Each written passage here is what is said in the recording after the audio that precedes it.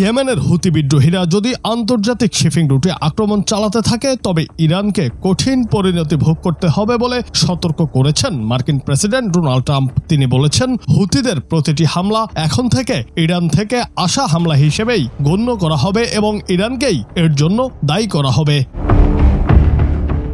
হুতি বিদ্রোহীরা দাবি করছে তারা গত 2 দিনে ইউএসএস হ্যারি এস ট্রুম্যান নামক মার্কিন বিমানবাহী জাহাজে 3বার হামলা করেছে। পেন্টাগন জানিয়েছে তারা ইয়েমেনে 30টি লক্ষ্যবস্তুতে আক্রমণ চালিয়েছে, যা ট্রাম্পের হোয়াইট হাউসে ফিরে আসার পর মধ্যপ্রাচ্যে সবচেয়ে বড় সামরিক অভিযান।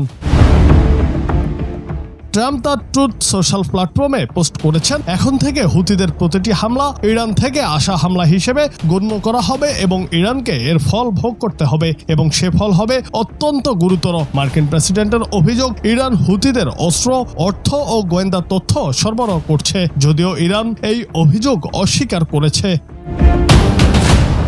পেন্টাগন জানিয়েছে তাদের হামলাগুলোর লক্ষ্য ছিল হুতিদের প্রযুক্তি বিশেষজ্ঞদের, তবে তাদের কাছে কোনো বেসামরিক হতাহতের খবর নেই। তারা আরও জানিয়েছে তাদের অভিযান হুতিদের সামরিক ক্ষমতা দুর্বল করতে এবং অঞ্চলের শিপিং রুটগুলোকে সুরক্ষিত করতে চালানো হচ্ছে। অন্যদিকে হুতিরা বলছে মার্কিন বিমান হামলায় ইয়েমেনের আল জৌফ এবং হুদাইদাহ এলাকায় 53 জন নিহত হয়েছে। তারা বলছে রেড সির শিপিং রুটে হামলা চালাতে থাকবে যতদিন না ইসরায়েল গাজা উপত্যকার ওপর তার অবরোধ তুলে না নেয়।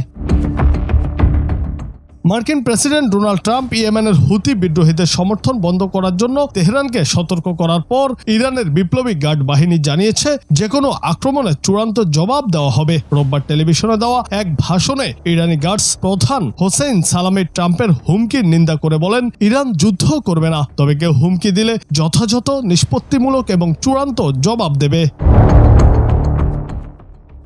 জুনায়েদ আহমেদ, বাংলা টিভি।